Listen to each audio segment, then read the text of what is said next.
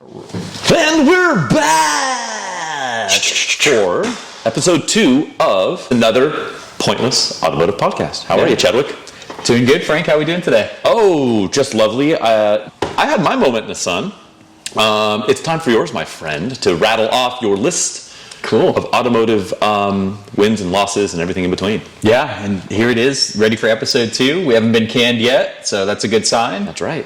And I'm going to go through my list here. So a lot of parallels between our lists. Okay, interesting. So I want to hear you rattle this thing off. I'm going to say overarching theme here. Frank has a lot more classic history than I do, and I have a lot more turd box history than you. Oh boy! So let's get into this list. I skipped a few just for sanity's sake because I am a car hoarder and buyer and seller and automotive statist, ditching in the river sometimes.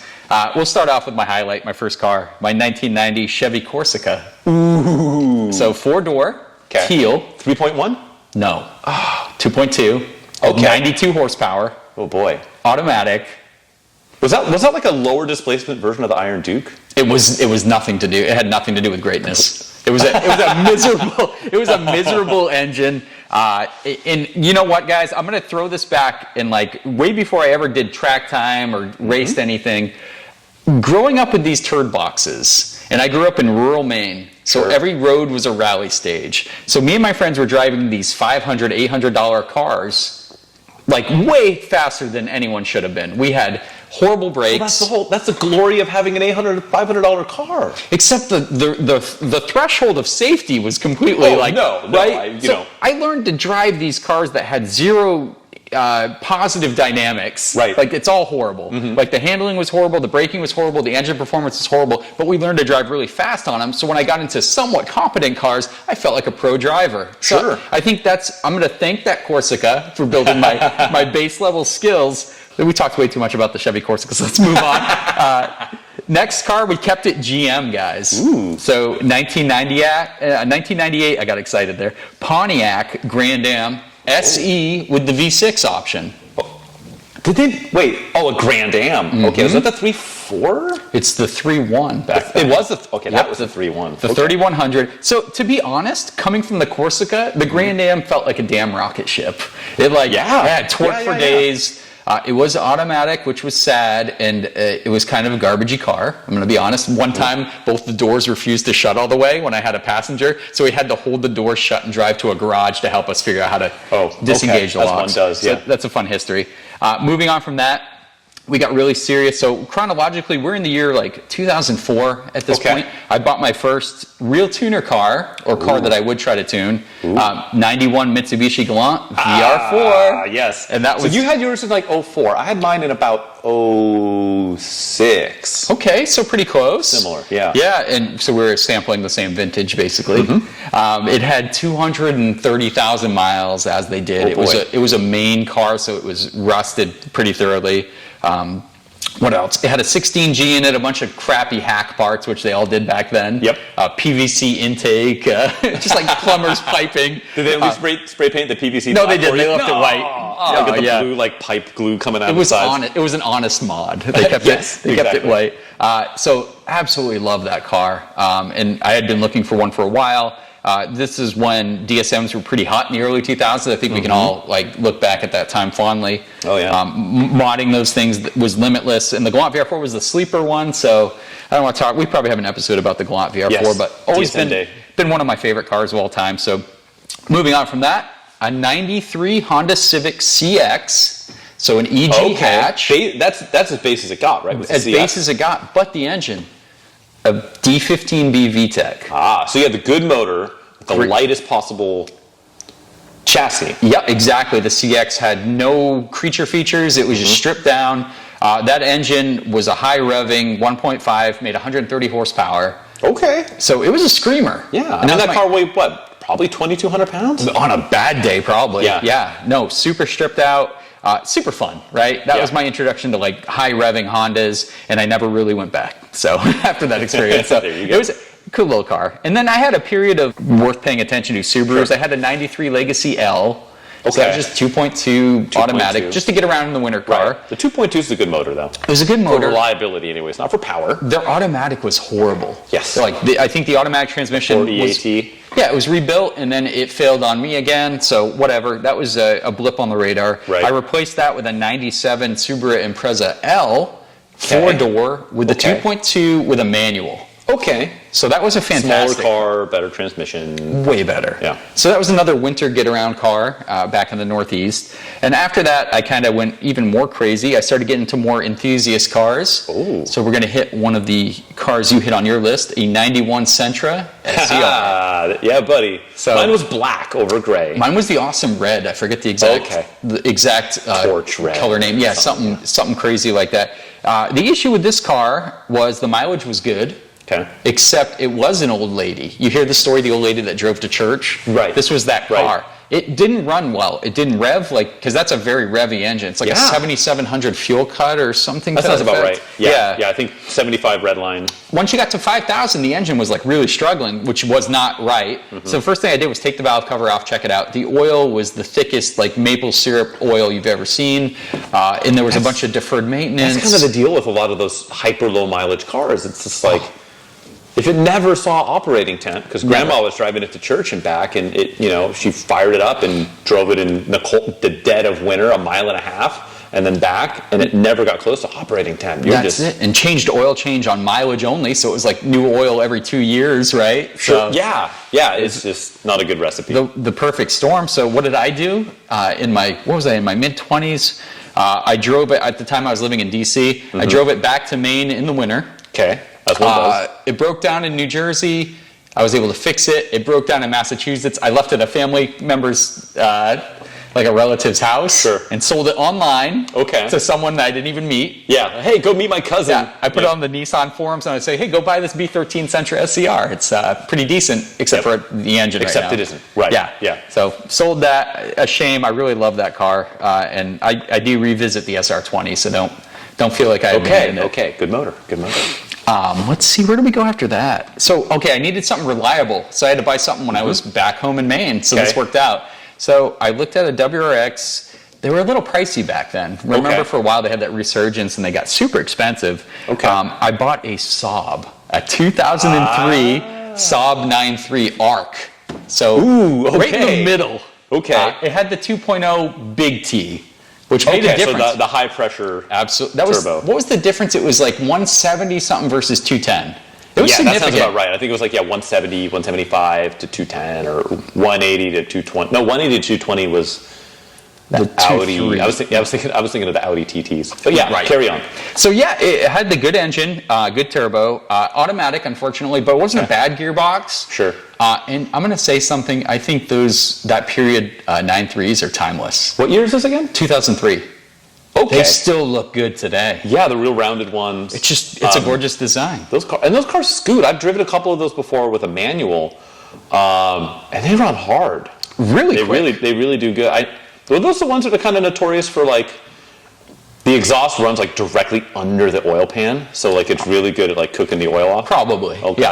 Yeah. It had night panel mode, so Ooh, yes. Remember that? You didn't even mention that with yours. That's right. You push it and all the gauges go to sleep. Yeah, everything's dark except for the speedo, right? Exactly, and all the other ones the tack and everything goes, I'm resting. It's so and the needles cool. go to bed. Yep. Yeah, that was a great car, and I drove that for a while. And I'm probably out of order here, but I'm not. So I went, after I purchased that and I was driving that around as my daily, I purchased another Mitsubishi Galant VR4, this time a 92.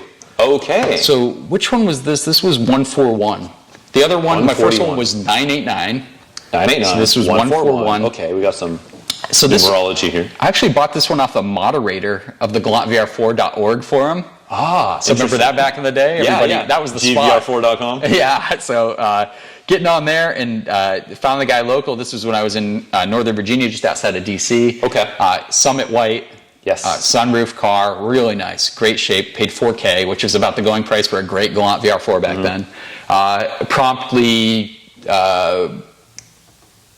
trashed the engine because the piston rings went. No. Yeah, a lot of smoke one day. Ruh-roh. So rebuilt, went in. Eventually, I dumped a ton into that. I put a fully built engine, fully built trans, Evo 316G with all the tuning. So it was making good power. My brother at the time had an E36 M3, and I would regularly dust him in any drag race we did. Yeah, sure. So that's not a hard, at the time, though. At the time, yeah. It's like, what's that? What is that Mitsubishi just blowing this M3 away? That was the magic of the DSM. God, I kept that car I bought that car in 07, so we're not that far along, and I've already gone through some pretty horrible cars. And some good ones. You got some high points in here. Some high points. I'm probably leaving some low points off, but that's fair. It was a good car, but what I traded my Saab in for is a car I probably shouldn't have let go. Uh-oh. A 2007 Subaru Legacy Spec B. Spec B! Yes. Such a cool Spec car. Bilstein. So, in everything, the 07 was the one to buy because at that point you got, and I don't want to go too far into the weeds of this, but you got the 6-speed manual basically out of the STI. You got the Torsen R180 diff. It was just beautiful. And it had the blue Alcantara interior with the leather. Yes. Whew, yes. And I actually looked at one in a showroom, and I had no business buying it. But I was like, I want right before I bought my WRX, my 2002, I really wanted one. But I always liked. You said 07? 07. So 06 was the first year, right? Yep. With the 5-speed. 5-speed. But it had that really cool brick red. Yeah, leather. the brick red interior. And I was like, I want this interior with the 6-speed. Like, I want the 06, but with that interior. Right. Like, that was like the ultimate power combo. I just love the blue because it was the STI blue that was in the STIs. So it's perfect. But the thing was, these were pricey. These were like, at that time used were like mid 20K cars. Yeah, I think new they were like 31 or something, 32. 36. Oh boy, okay. Yeah, it was up there like 35, 34, 35, 36 depending. And I think they were fully options. They always had nav, heated seats, yeah, sunroof. Like sunroof was like maybe the only option, maybe. It was ridiculous. But anyway, I go to it's at a Toyota dealership, and this was like during the economic crisis, right? Okay. So no one was selling anything, and I saw the price was $18,600.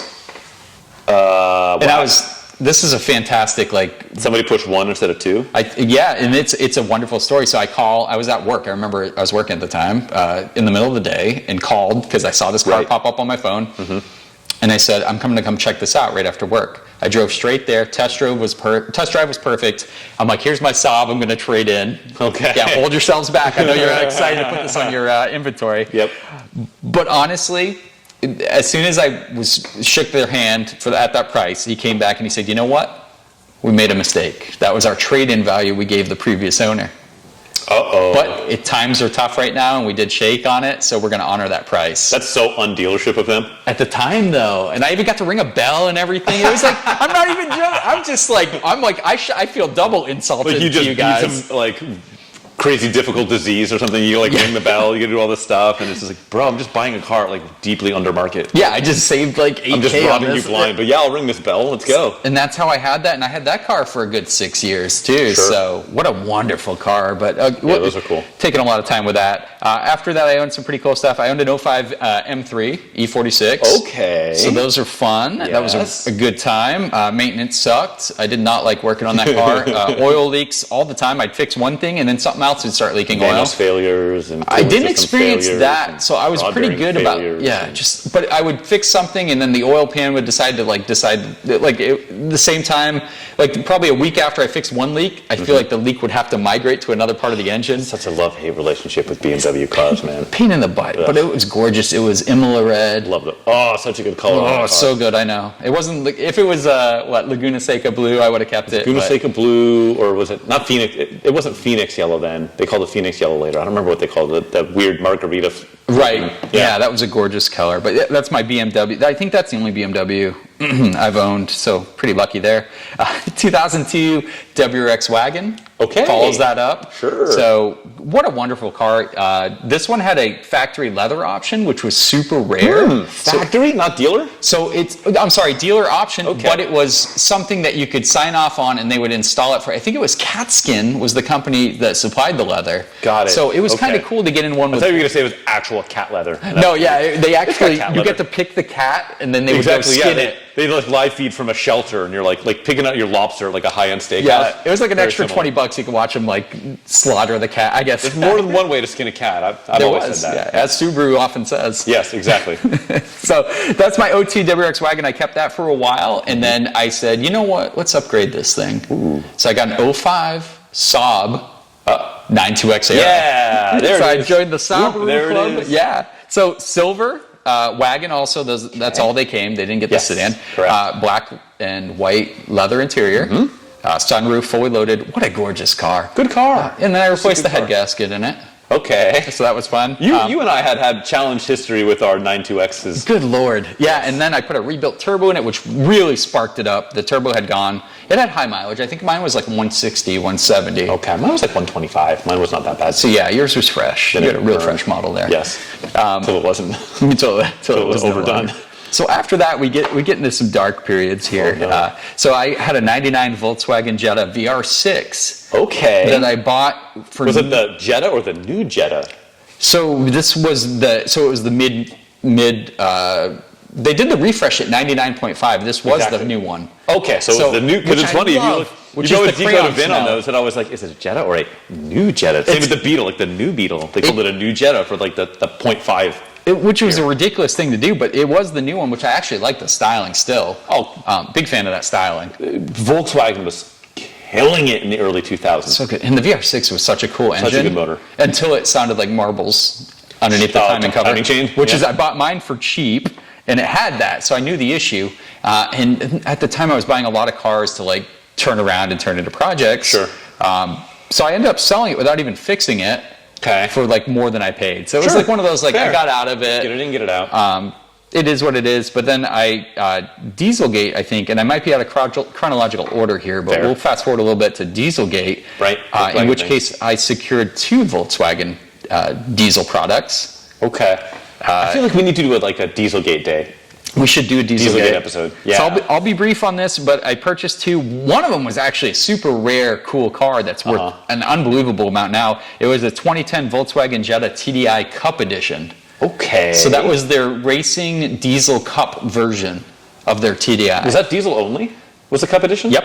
Okay. So, and it had an option where you could get a crazy body kit. Mine didn't have the crazy body kit. I was jealous, but it had these amazing decals, and I'll put some on the screen. Oh, is it like the checkered flag kind of this decal? is TDI Cup Edition, and it had the GTI interior with the plaid seats. It was phenomenal. Like, I had no idea what I was looking at. I was like, I just want to get this crappy diesel to drive around and sell back for more than I paid. Sell back to the Germans. The same day, I purchased a 2012 Audi A3, which is a good-looking car, white. You know, it's basically a fancy Golf. Yeah. You know, really good look, great looking car. One of the worst seats. I have to say that. The seats were horrible. Flat. Yeah, it was so horrible. That's all I remember. And the fact that it barely ran when I turned it back into the dealership. Fair. That's another story. So went to a Dieselgate issue there. And then I got into Miatas. So I always wanted a Miata. We got one next to us. I love the NA Miatas. They're just, I think they're timeless looking. They're so fun to modify and play with. So it was just a 92 Miata. This was, this guy had a bunch of Porsches, but this was his track toy. So it had like all the Racing Beat stuff, all the Flying Miata stuff, the roll bar. It was pretty stripped down, so pretty lightweight. 1991 Dodge Stealth RT twin turbo. And you have to be careful because in the Stealths they had RTs that were not twin turbo. Right, that was like their... Super confusing. What was it? So it was, they called it not the SE. Was it the ES? No, it was called the RT. But in Mitsubishi. Oh, yeah, they had the... Oh, the SL. SL, yes. The base SL. It was a front-wheel drive. Just the RT was the SL equivalent. And then you had to go RT twin turbo. It was so confusing because you could say, I have an RT, and you're like, do you have front-wheel drive or all-wheel drive was the big question. Yes. And the turbos. Sure. Love that car. I took that one back to a beautiful state, like just condition-wise, and what a car. I mean, yeah, they're kind of a pain in the butt to work on, but it was quick. It was as quick as another car that I mentioned that gets a lot more fame from the early 90s. I mean, it was a little heavy, but it was like the same weight as a modern like Ford Mustang GT. Well, yeah, everything weighs criticized. 4,000 pounds now. Yeah, it was like 3,700 pounds, and it was all-wheel drive. In that regard, it was ahead of its time. Yeah, exactly. But great car, lovely car.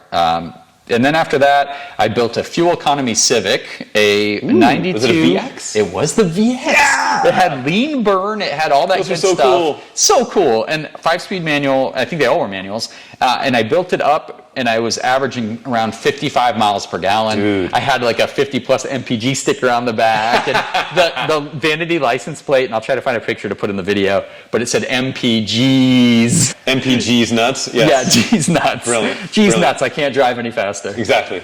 And that was much like you said with your. We were talking earlier about what was it? Your WRX. Yeah, your Hypermiling WRX. First ever. Yeah, same thing. Coasting down hills, key off, right. Clutch in. Yep. What a car. That was a great car. Fun build, super Fantastic death trap of a daily. Oh, and it was like a fun car to go to the junkyard because there's so many back then at the junkyard. So I got the mint interior. It was just lovely. Which was it the generation after that, or was it that generation where they had like there was a model where it almost had like a tailgate that flipped down? That one did. It did. The EG, you had the glass opens and then the tailgate flips down. Was it all EG hatches, or was it okay? I thought it was. For some reason in my head, I thought it was like only certain like trim levels. No, all the EG hatches had that. Yeah, I think that was the design. Yeah. The more you know. What an awesome car. Anyway, moving on from that excitement. So I went from a stealth twin turbo to a Civic VX. Brilliant. After that, we get into some more obscurity, if we weren't already in depth enough with that. Sure. 93 Nissan NX 2000. Ooh. So we both own the Sentras, which are the popular SR20 platform. Eggmobile. The NX 2000, much the same engine, same transmission, limited slip. Better brakes from the factory, and T-tops. I will say the Sentra backseat, which is not a great backseat, definitely better than the NX backseat. The NX backseat is, I don't want to call it the worst backseat in the automotive world, but it's so just like flat slab back and flat slab bottom. It's just like comical. There's no contours to it. It's a seat in name only, not natural function. It's almost like you can get the early RX-7s of like a 2+2 like option that nobody ordered. It's almost like that except standard equipment. But I'll say there's more space than like an SC 430 Lexus, where the back seat bottom touches the driver's seat. It's beyond, or like a Mark IV Supra, or some of the like Jaguar XJ, or the XJ8s. Where it's really just a luggage tray that you can say someone can sit on. Yeah, it's nicely appointed, but like you just look at it, similar. So it's a fun little car, and they're ultra rare. It's a 93 in electric blue, which they only made like a couple hundred of, so I'm excited to get that guy going. It runs great, needs some work. So you still have that one? Oh yeah, still have it. Yeah. It's sitting around.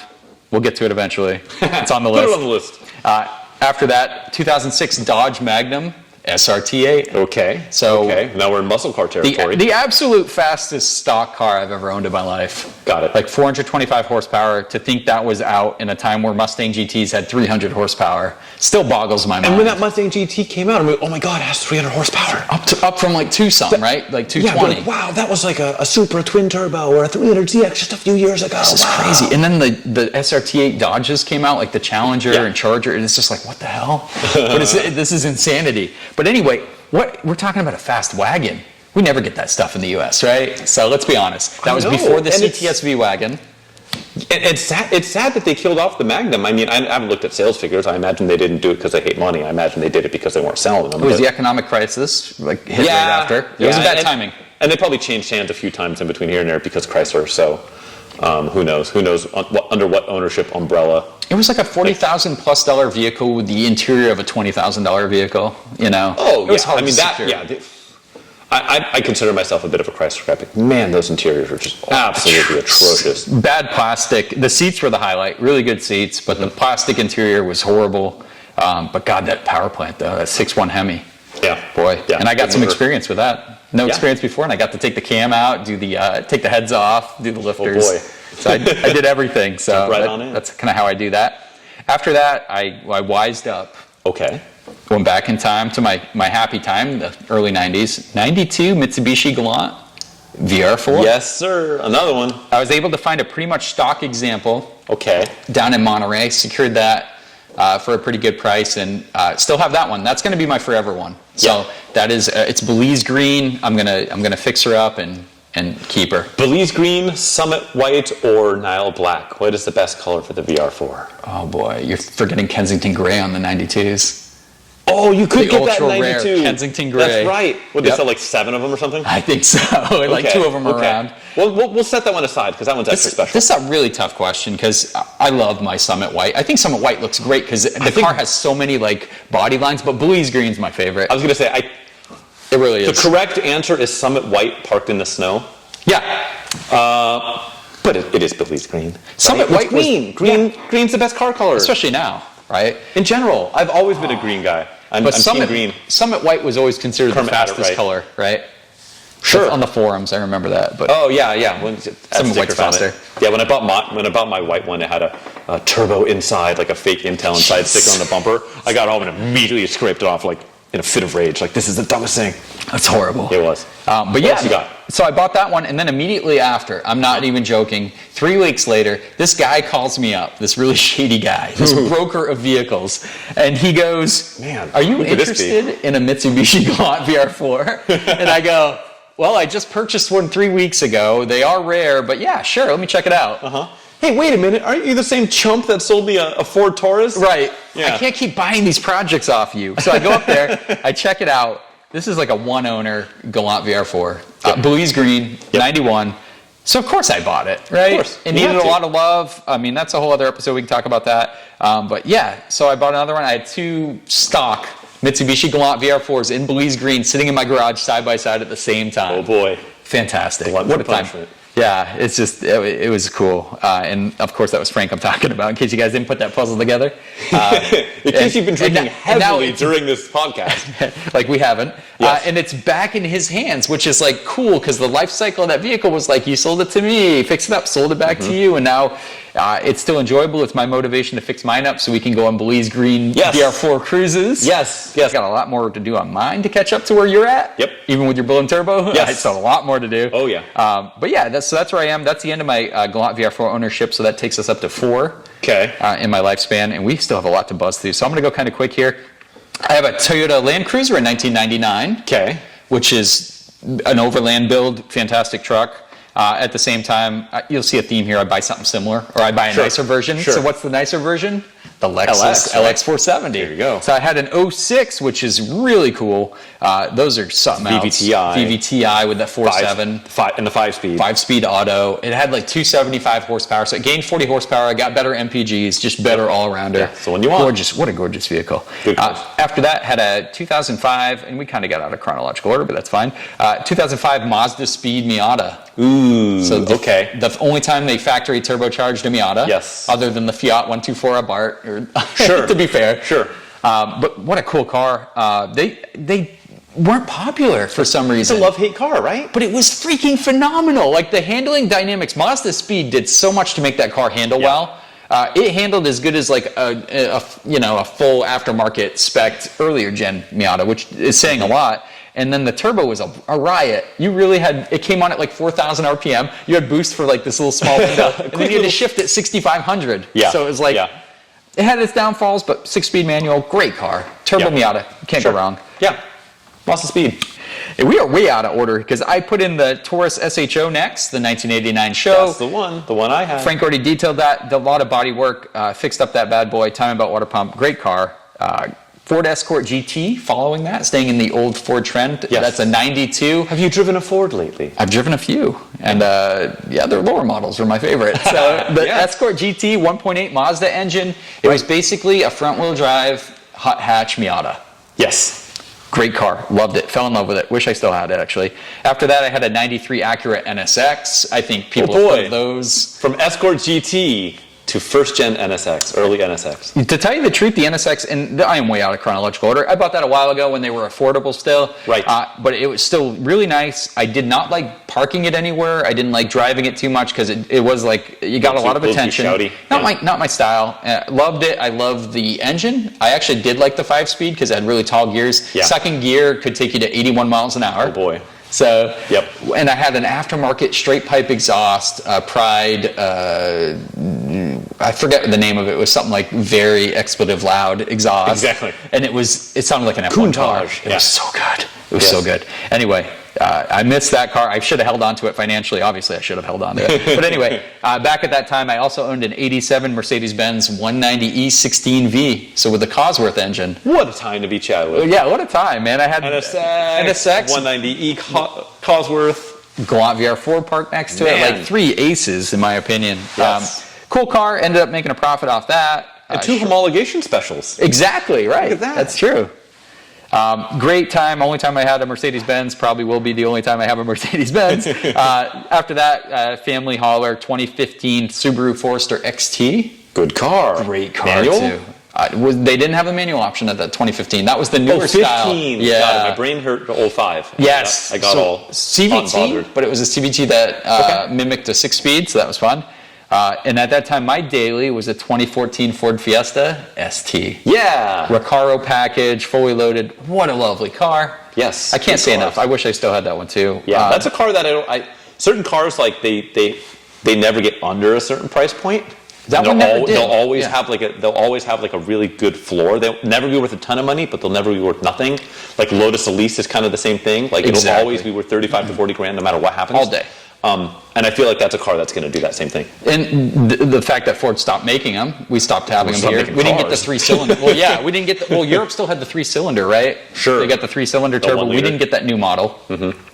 So lovely car. I used that for commuting. I remember in San Francisco, it was just so fun to zip around traffic. The brakes were like so good. I mean, just a lovely car. Again, missed that. I replaced that with a more commuter-friendly car. Okay. You can't say I drive a Prius, but you can say I drive a Prius actually, because it's a 2012 Lexus CT 200H.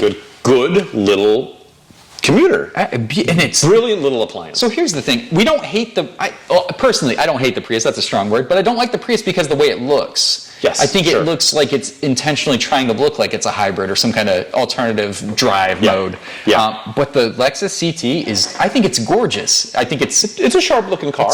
And compared They to made it in good colors. Right. So yeah, mine's the brown spice mica, which is fantastic over caramel Nulux. The PSL edition. Yeah, I had to shop quite a bit to find that combo. But like, if you park it next to a Prius of the time, I mean, it looks so much better. And the interior is at least like 5 times the quality. And you said what year? 2012. Okay, so pre facelift spindle grill. Yeah, exactly. Yes. So it looks gorgeous, and I still have that car, and it's like I average 45 plus change miles per gallon. Well, especially now, $5 a gallon here in the Bay. Yeah, the car is now worth like 40% more than what I paid for it. So I don't doubt that ridiculous. at all. Yeah. So a good buy. I'll hold on to that as long as fuel costs stay up, which they probably will. And I currently have this car, 2006 Porsche Cayman S. Okay. So the first year of the Cayman only came in the S flavor. Only. So 6-speed manual, as it should be. It has the full brown cocoa leather interior.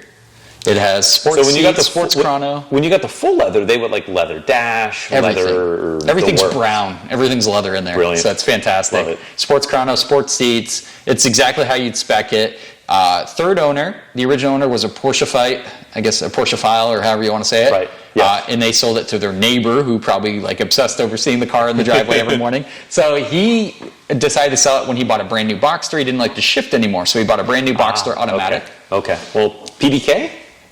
Yeah, I think it is. The box. Yeah, they all came with it, or was there? Depends on the year. Yeah. Well, yeah, if it was that generation, then yeah. Yeah, so he just didn't want to shift anymore, so he got that and sold this for a fantastic deal. And Cool. I've had nothing but luck. I've had it for a couple of years, 3 years now. Sure. Really great car. Yeah. That car is, like, you hear a lot about it, like how well it handles, how awesome the engine is. God, it's awesome. In the mountains and the canyons, like, there's very few things that can hang with like a stock Cayman S. Yeah, just a well-engineered car. It's perfect. And It's got its problem parts, but if they don't give you problems until then. So like the IMS bearing really didn't affect this one as much. Right. And you could have some boring issues. Boring. Yeah, some stuff going on there, but this one's been fine. And the best thing is, if you guys are looking for these cars, go high mileage, because once they're past that like 90,000 threshold, these problems would have already serviced. Right. So I got mine just over that, and guess what? Problem-free performance is still there. What a gem! It looks way nicer than what I paid for it. That's for sure. No, those cars are. we were talking bottom end Porsches, 924s, 914s. That's not that car. That car is just so well put together. It's not built at a price point like some of the early entry level Porsche stuff are. It's just going to be a good car forever in perpetuity. I agree, and they are definitely going up now. They're quite a bit more valuable now. So they did bottom out a little bit a couple years back, maybe a few years, 5 years back. Sure. Especially if you have one that's well spec'd like yours. Like it's just always going to be something. Always going to be nice. Yeah, it's such a good car. Yeah. Still have that. Next car I still have. I haven't gotten to fixing it up yet. It's a 1990 Nissan. Okay. It's right next to us. It might be just out of camera, but it's a 1990 300ZX twin turbo. Yeah, buddy. Oh boy, what a car! What 1990? You look at this thing. You look at the performance numbers. Fantastic. You know, you got a twin turbo V6. You got a 5-speed manual. You got looks from the future. You got Lamborghini headlights.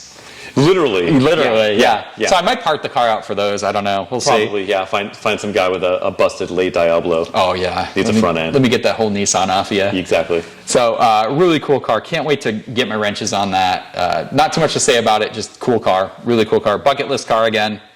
Just like the NSX was. Sure. It's one of the icons. After that, we got another car right behind me that this man brokered to me. How dare he? I sense a theme. This one is not. You know what? It's exciting to me, and I think it's a little exciting to you. Sure. This was a 2003 Honda Accord V6 manual. Coupe. So the fact that it came in a manual was the first time they ever offered the V6 paired with a manual on the Accord. Interesting. I don't think I ever put that together. I know the generation before this, you can only get the manual in a 4-banger. I know in the Legend coupes, obviously, you can get a V6 with a manual, but Never in the Accord. Accord. The first time. Interesting. And the ones that look like the NSXs in the back? Yes. They came with a transmission, automatic transmission only, that grenaded itself every couple And years. the early runs of the autos on these two were pretty problematic. Pretty bad, but this is a 6-speed manual. Don't gotta worry about it. I'm so excited. So I can't wait to fix it up. It's like EXL, so it's got the leather sunroof. It's a pretty rare bird. The value, not really there for the market, but you know what? They drive so good, though. If you get one that's sorted, they good amount of power, everything's put together right. 3-liter VTEC, 240 horsepower. And Honda knows how to, let's face it, Honda knows how to make a manual transmission. A damn good one. They always have. It's just a good, they're good cars. It feels a lot like the mid-2000 TSX manual. Sure. It feels a lot like it. Probably the same shifter, right? I feel like that shifter. The power's different, but yeah. The shifter's basically the same. Yeah, no, they're good cars. So that'll be cool. That'll be a fun runabout. Yeah, I'm excited. In cars I still own. So I own 10 cars right now, so we're going to have a lot of, it's bad. Oh boy. It's bad. So I have another 92 Mazda Miata, might be this guy right here. There we go. It is very hard. The year is 2021. It's very hard to find a clean NA Miata anymore at a price point that's not absolutely insane. So right. I think I did did well shopping, but I am overzealous when it comes, because this is going to be a keeper. I love Mazda Miatas. Sure. I always want to have a nice clean one in the garage. So I'm doing way too much. We'll get into project cars another time. But got that beautiful Mariner blue Miata sitting right next to us. Pretty good backdrop. We're also filming this in my shop space. So there'll always be like a cool background change going on here, hopefully. Yeah, hopefully it'll be a revolving door. Of wonderful. Considering you have 10 cars and you probably need to shed yourself of 5 of them. Yeah, at least 5 of them. Moving on from the Mazda Miata, here's a little something. This is a good one for you. Ooh, I can't wait. This is a Dodge product. This is a car that required its purchaser to hold an SCCA driving license to purchase. Sounds pretty special and pretty inexpensive. It's very special. What do we got? So we have a 98, and that year is important too, Dodge Neon ACR. Cool. Now this is a car that was limited into the hundreds, low hundreds. I think it was 330 something models. Something only. Really not a lot of. Insane. And you know what? There isn't an ACR badge. There isn't an ACR thing on the sales sheet. You have to literally go look at the spec sheet from the factory, which you can still do through Chrysler. Okay. Whatever they're called nowadays. Stellantis. Yeah, Stellantis. You have to go and find a certain checklist that had a special bumper. Yes. It had special sway bars. It had something called a competition package. Oh boy. All these other things. It had 4-wheel disc brakes, which a lot of Neons didn't have. They're ultra rare, guys, and they're not worth anything. So on that note, that's the lesson, right? Is scarcity does not mean value. not in these things, Yeah. but you know what? I've been looking probably for the better part of a decade plus for an ACR. I was going to settle on an RT, which is still a fine car, but I love neons. I think they fall right in my turd box category, and I can't wait to fix it up. Cool. Yeah, I'm going to go overboard. It's got a little 2-liter dual overhead cam engine, 150 horsepower, 5-speed manual, lightweight. Sure. Going to be awesome. Fun. Can't wait. Neither can I. And then my newest acquisition. Okay. We're going to Mercury, guys. Oh, put Mercury on your list. We have to. I think. How can you call yourself an enthusiast and not own? I can't even finish that sentence. I got a 1994 Mercury Tracer LTS, and I need to show you the commercials. So off air, I might run it during the video so everybody can see. Why It's not? so corny. We can just talk over the commercial. So they try to make a big deal of the LTS trim, which was a big deal because this is basically a 4-door Ford Escort GT. Okay. So it gets that 1.8 liter dual overhead cam Mazda engine, 127 horsepower. Okay. It has a 5-speed manual, which is like so rare. These things were almost all automatics. It was the only one for sale in the country. I've been looking for like 5 to 6 years. I paid $1,200 for it. You might be the only person that's ever said I've been looking for a Tracer LTS for the past 5 or 6 years. I think I frightened the seller. I'm like, "Are you the owner of the Mercury Tracer LTS?" I've come to see a man about a Tracer. Yeah, I have American cash. And Unmarked. they were shocked how excited I was. Consequential. Yeah, and how I drove 2 hours to go see it. Oh yeah, like anyone normal does. Yeah, Yep. normal people do this. And of course, I asked the important questions like, will it drive me home safely? Yeah. And they're like, I think so. That's all I needed. Brilliant. So, what a car. Can't wait to get into it. It's beautiful teal color with the red stripe around it should be, yes. Interior's in pretty solid in condition for 260,000 miles. I don't even know at this point. Who cares? Who cares? The Yeah. value's not going anywhere. It's still worth $0. And you probably bought it for like the cost of like a renting a bounce house for the weekend or something like Oh that. yeah, not even a good bounce house either. Yeah, like a subpar bounce house. Like a cheap bounce house. You had to be a subpar bounce house. It's old. It's my nickname in college. There you go. There you go. No, so yeah, that's it. That's the end of my list. I've left off some things, but some gems in there, I think. No, I think it's really funny because you're right. We definitely have a lot of similarities in our lists, and then an awful lot of like way differences in our Yes. list. Like you had way more more modern and more traditionally like sought after stuff, Tracer LTS aside, versus I had a glut of Toyotas and some more like muscle car era Mopar stuff. I don't know. It's just interesting. But then at the same time, it's like the stuff we crossed over on is like just weird stuff that nobody has any business crossing over on, like Sentra SERs and Galant VR4s and things that like just people don't know. Yeah, Yeah. like cars that are total one-offs. Honestly, I think this was a great way to like do an icebreaker for us. You Yeah. guys get to see the madness. So when we talk about cars in the future, we get into our silly off-color topics about like I don't even want to Why I think this is good and why you think it's bad and vice versa and all of this stuff. It's You like can kinda level see where we're setting, coming right? We're at Exactly. level setting. We're calibrating. How bad our car history has been or how cool it's been based on who you are. Sure. And, like these experiences have honestly influenced us and how we view cars. The masses, the peanut gallery, they kind of know where we come from with our automotive history and Yeah, we've done our time, guys. So when we're talking about vehicles in the future, clearly you can look back at these lists and be like, okay, no one goes out of their way to own that car, let alone hunt down one for sale. you know. exactly, across state lines Oh, boy. and whatnot. All right, guys, you got to enjoy me getting stumped by Frank here on the last print ad quiz. That's right. So we need to come up with a name for this segment for do. sure. Yes. If you guys want to help us out, we're reaching out for that support structure that we need. We need your help. Yeah, I don't think they all have to be named after hardcore drugs. So we've got our Project Car Progress section, aka PCP. Yep. But we need a new one. So we are all ears. Let us know. Let us know what you think. But until then, we'll just keep calling it, I don't know, quiz time, print quiz, ad quiz, something. It's ad time. Doesn't have to be an acronym either. We can just something cool. Fire away. What do we got? So I do want to add some rules to the game. Set some ground rules for So me. I'm manipulating the game already. Rules for the guesser.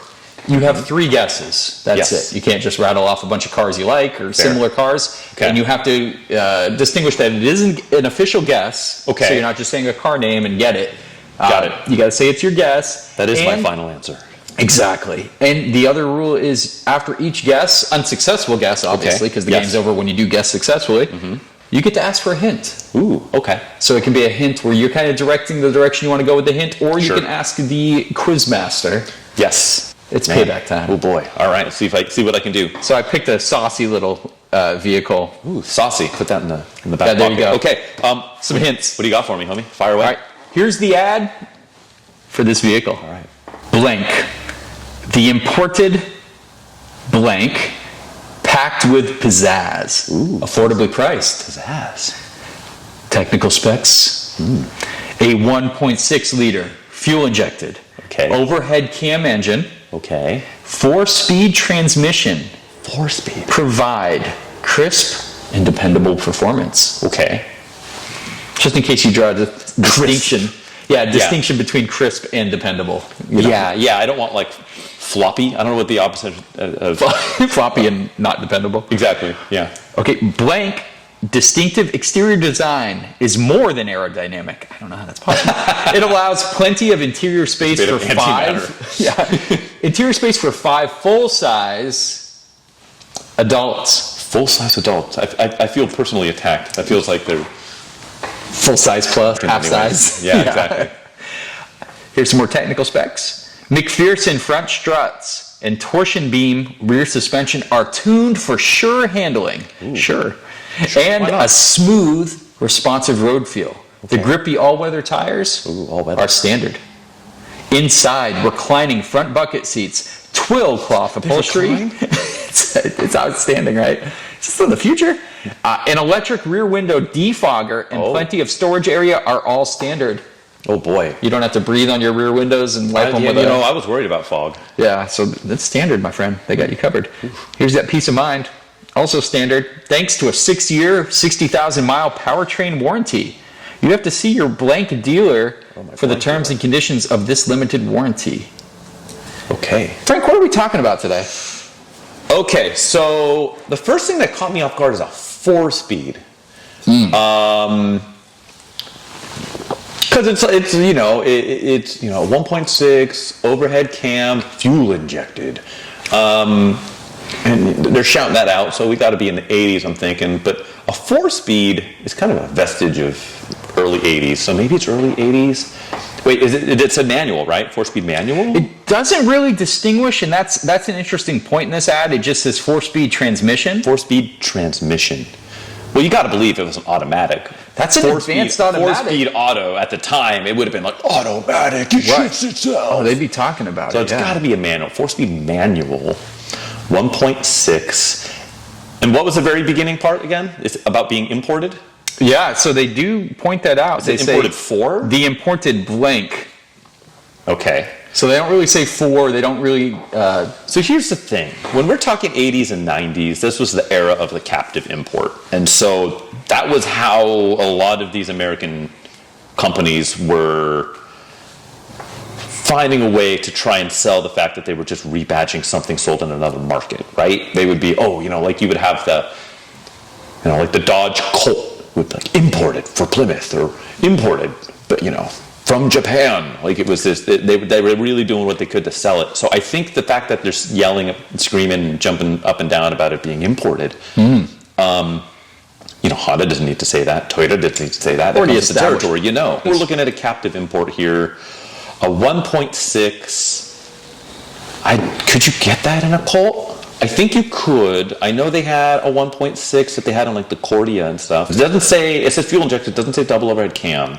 Right. Which again, if this era, if it was a double overhead cam, they'd be like, oh my God, we're crazy. So I think 4-speed adults though, can you get that many quote unquote full-sized adults? See, that's how you know they're full of ish, because they don't say, you don't say full-sized adults if you actually could say full-sized adults. I'm gonna go with it though. I like the Dodge Colt, aka the Mitsubishi, was it Mirage?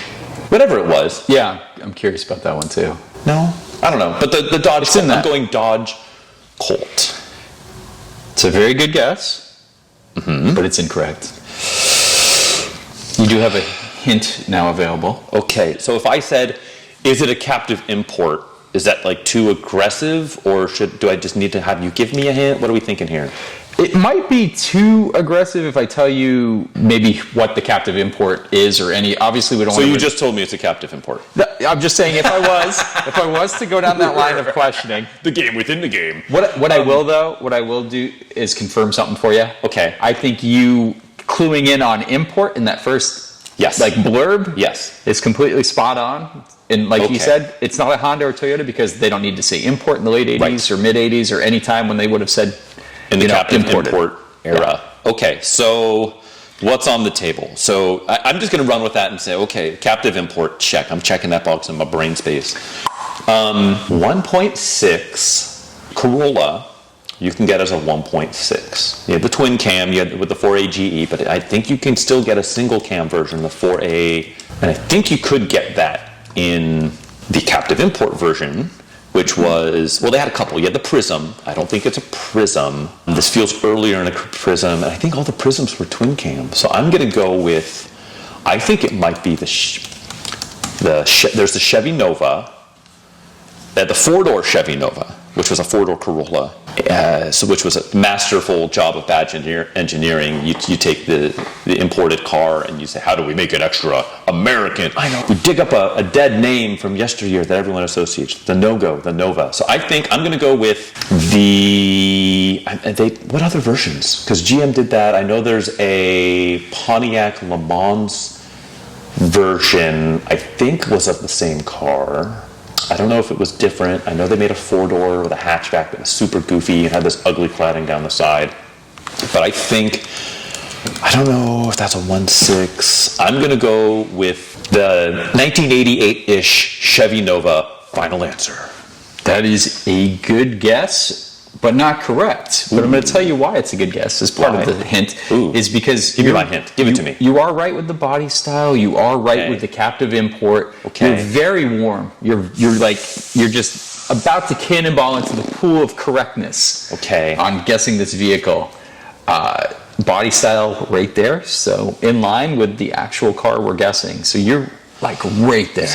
I'm just trying to think what else had a 1.6, because there's so many manufacturers that were doing this stuff at the time, or even a little later, right? You had all the Geo cars. So what about not a Ford Aspire? There's zero chance you're getting you're half of an adult in the backseat of one of those. And I don't think they came with anything as big block as a 1.6. True, yeah, that's look out world. I think you could get the Geo Storm, which was a captive import Isuzu Impulse. I think you could get that with a 1.6. I don't know if you could get the early base model ones with a 4-speed and a 5-speed instead of a 5-speed. That would be a very Geo thing to do. Yeah, you know what? For the sake of this not taking all day, I'm just going to do that. I'm going to go the Geo Storm. Final answer, Regis Philbin. Okay, I've got you locked in for Geo Storm. The Storm. Is there a Storm coming? It's checked so many boxes. The 1.6 is spot on. Okay. The same size, although I think so you're telling me 5 full-size adults. Yeah, might be I think kind of in glossed general, over that, huh? You're right with the suspension setup. I think for the most part, I don't know if they had a torsion beam rear. They got a dead axle. You're right. I forgot about that too. But it's a good guess. Okay. But it's not correct. The car we're talking about, and you nailed the period. You nailed captive import immediately. Okay. Which was great.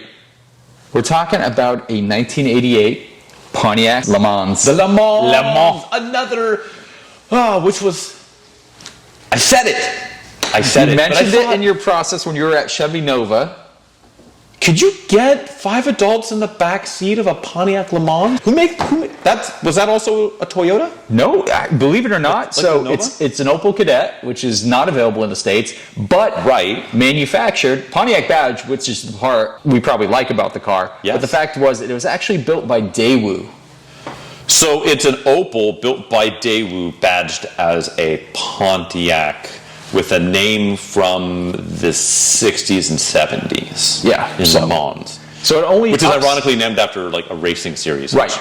no business in your Opel Kadett / Daewoo. If their goal was to Daewoo. upset like any fan base and all fan bases, they did a great job at that. Boy. And did not deliver a great car. Oh, So man. I'll show you the actual ad here. It's actually a really nice ad. I like how it's arranged. The car actually looks decent in it. Okay. Obviously, we build got the excitement.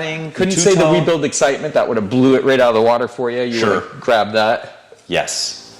It does have pizzazz, you know. Look at that. Well, this is the beauty of 80s and 90s type copy, right? Is just Whatever you want. yeah. It didn't go full like Alone on a Mountain Road like the Celica copy, but You know what they didn't? They mixed in what they wanted to sell here is I think value. So they added stuff about the interior, the warranty, mentioned some powertrain and suspension setup, which I love. Like modern cars are not doing that. They'll just say like a horsepower number, but not how you got there. They're talking about overhead valve engines. They're talking about McPherson front struts. You think they put that stuff in modern 0% chance. Zero.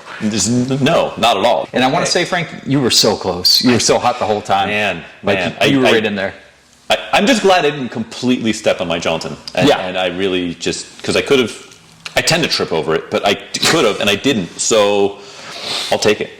We're good. Excellent. And that's exactly why we don't pan below the table. This is right. Exactly. Hands above the table, too, at all times. This is close, super close. I'm glad I could stump you to return the favor from last time. All right. There's always next week. Moving on from that, I mean, that was really great. You feel like doing a little hard drugs this We should, you know today? what? I'm here for one reason and one reason only, and that's to abuse PCP. All right. What is PCP? Project Car Progress. Not Yeah. what I was expecting. I mean, Anyways. we usually, it's the addictiveness is similar. It is a Right. problem. Equally problematic in my life is actual PCP and project cars. So, Yeah. well, you brought it up. You want to go first? Yeah, we could talk about some stuff. You've been up to stuff. It never I've been up to stops. less. Stuff is always here. We like stuff. So we still got the love Miata, stuff. which is sitting right next to us. Still on a lift, which is always a great sign for a project, and it's lack of progress. What have I got into this past week? Let's talk about rebuilding the shifter. Inside the car, through the shift boot, I could see the transmission at one point. Okay. So That's problematic. You got to look into that. So getting in there, the rubber bushing, everything needed to be rebuilt. Sure. So that was a big job. They sell a rebuild kit. It takes a little bit of time, but now it feels so much better. There's like a turret under there with fluid. That was Right. definitely from the early 90s. Okay. So had this turkey baster that fluid out, put some fresh manual transmission fluid in. And the shifter old turkey feel. baster. Yeah, the shifter feel is fantastic now, as it should be in a Miata. Did you set that turkey baster aside? Because Thanksgiving is like right here. Well, that's why I always have a more robust flavor in my gravy, I believe. There you go. Yeah. You're whatever. What is it? Is it MTF in there? Yeah, I use Redline MT90, so Okay. a little yeah. pink texture too in the Brilliant, turkey. yeah. Eat turkey, go blind. All Yeah, right, it's continue. good for you. If it doesn't kill you, it only makes you weaker. That's right. That's right. Yodo, you only die once. Yeah, seriously. So what else do we do? Fuel filter, which is like one of my least favorite automotive tasks when it's located Sure. in line underneath the car. You don't need the special tool to pop the clips off. Oh, okay. Which is an extra pain in the butt. But just the design on this car, even if you clamp the lines, which I do, you get enough fuel in that fuel filter. So you take a little bath halfway through the job. Yeah, exactly. And then you're like trying to get the other side off while you're getting soaked in you, gotta gasoline. you take the 15-minute shower afterwards, and you So still come out refreshing. smelling like yeah. Whole fuel garage is and- giving you fume headaches and Exactly. So that job was fun, and then that's pretty much all I have on that one. Okay. So we'll get back to that, and it's a work in progress. I want to get this thing out of the garage soon. Sure. It's a forever car, so I'm really probably going overboard, but that's how I do everything. Sure. Par for the course. That's your MO. Yeah, is- so it's just a little obsessive. Yes. E30 made a little bit of Yes. progress this week on that. Yeah. That had a coolant light on and a brake light on, and anyone that owns an E30 knows they get the check light to look at their overhead status. The little check computer. panel that like danger Will Robinson when you start it if there's anything on. Like, Yeah, if you can find a good E30 now or any E30 now, you're going to have a couple of those lights on probably. So we did have the coolant light on. We did have the brake light on. Okay. So coolant light was mice damage. There was some rodent chewing. And you said it had been sitting for a little while at least? The car had been sitting since 2012. That's a good amount of time. Yeah. So, yeah, plenty of time for somebody to set up shop and eat some wiring. So anytime I see rodent damage, it's always right down near the harness where you can't access it. And when you go to cut back the wires to do the soldering to get everything nice, it's a pain in the butt. And cutting into a wiring harness on a 1990 BMW is a risky proposition. It's a little bit of white knuckling, yeah. But that's good. It's all clean. You can't even tell I was in there. Way to do Coolant it. sensor's working. I mean, we're there. Expect nothing else from you, my friend. Thank you. I appreciate that. And wait till you see my shoddy work that's coming up next. All right. So brake light. Yes. In the E30, the center brake light was out. What a genius design. I'm just going to say this, and I can't say it about modern BMWs, but the brake light has a separate little housing thing that just turns and comes out. You Just replace the drops on bulb, put it right back in. Boom. What the heck? Right. Man. Contacts were all clean and all that. It's just Everything's a new bulb. perfect. It's in good shape. Sweet. I mean, it's an Really? upside down light in the trunk. Sure. So it's like- yeah, it's out of harm's way. But just the design of it makes it switching so easily. What happened to you, BMW? They Where lost did the you path. lose? Where They did lost you lose it. your way? Because I guess in retrospect, like in 1990, like that was probably like, oh, this car it's so complicated and whatever. But like I don't compare it to now, where it's just absolutely untenable. Like you couldn't even anything. Mid 2000s. Yeah, I mean, they got rid of a dipstick. How much did they expect people to work on their own vehicles? they liked iDrive so much that you have to go through BMW iDrive to figure out your oil level, which Insane. is just absolutely okay. That's whatever. We're not here to sit here. That needs its own episode. Yeah, it does. Coming soon. What happened to BMW and whatnot? Because there's a lot of BMWs I really like, but good beneficial Lord. for us, especially with a financial investment. E30s are very well respected and still Yes. super sought after. They are and for these reasons. I think. and finding a good clean one that hasn't been just like Good luck. grid lifed to death or whatever. Non-grid life edition bonus. Exactly. Yeah. But that's all I got. So some basic stuff there. But Okay. hey, E30 is check light free, which Brilliant. is fantastic. Good place to be. Yeah, best place to be. Cool. Okay. Kick a T. What do you got kicking around for your PCP addictions Oh this week? boy, how much PCP did I do this weekend? Not as much as I wanted. The 924 Turbo was still in the garage, and I had some time carved out. I thought on Sunday to work on it. I'm planning on doing the timing belt. I just did the fuel injectors because I'm still trying to hustle it through smog. Didn't get to it though. I had a friend of mine. They've got an 04 Lexus ES 330. Which is the melted catfish looking one. Fancy Camry. The fancy Camry, yes, the very fancy Camry. It's got the 3.3 liter that was in the Camry SE only, I think. And then the RX and my Sienna and a bunch of other stuff. Just the corporate V6 of the era. Long story short is they were having some like throttle surging stuff, like going up a hill, like we'd give a throttle and it would like surge. And so they thought like, ooh, there's something wrong with my transmission. So they took it to their local Toyota dealership. Yeah. And so they were telling me about this and I said, I'm going to guess that they told you you've got like, you have to pay $7,000 in deferred maintenance or you XYZ. They're like, oh yeah, they quoted me $6,800 to do timing belt and water pump, which they said I'm due for. I'm like, you are. They're at like 100, I think they got 105, 106,000 miles. It's about time to do it. It's time to do it. They're overdue. It's due at 90. Non-interference motor, not the end of the world, but get it done. Yeah. They said they needed brakes front and rear. Which I don't know that that's not legit, but then they, a bunch of other random stuff. Kicker was they quoted them to handle the transmission was to quote unquote reprogram the transmission for something to the tune of like $1,200 or $1,300. Good Lord. Which I don't know what that entails. There was no explanation. There's no labor time associated with it. That's something else. Like if you're just talking about alt control deleting it, Yeah. we're going to reboot it for $1,200. I can't. Fluid good filter conscious- probably No, could that wasn't included in that. Should be Yes. done probably. It should but be. Yeah. So what they ended up doing was they took it to an independent. The independent did timing belt, water pump service, so the 90 major, and they did a transmission service. They did a fluid filter, all that fun stuff. Pretty straightforward stuff. Car drives great now. Oh. Yep, and they paid, all that out the door was like $1,300, not $6,800. And they're good for 90K. And they're good for another 90. That car, At least. Yeah, Yeah. they're going to hit 200K before they got a sweat. So Anytime. awesome. Brakes, we'll just do brakes. Like, buy me a 6-pack, we'll do brakes. So that's what we did. So instead of working on my own stuff, I worked on other people's stuff. So Frankie, my not quite 5-year-old son, he came with me. We put stuff in the air. We pulled some wheels off. We did brakes. They're all 4 corners in like an hour and a half. And he was doing half of it. Like I would do one wheel, and he was like, "Okay, I watched you. Now I'm going to try to do the other side," and like coach him through it and did the whole thing. Great, wonderful. It's cool. Went on through it, got it done, and it was like $200 in parts. Yeah, parts don't beat you up. Even with the Lexus badge, because it's a Toyota part, comes in a Toyota box. And I think that pretty much wraps up our second dose of PTP. I'll have to defer to next week, and hopefully I'll get something done. Probably not. We always hope. Yeah. So, and that's episode 2, I think. That is in the books. Episode 2 in the books. Which we were planning on having episode just 1, but we turned it into 2. Go figure.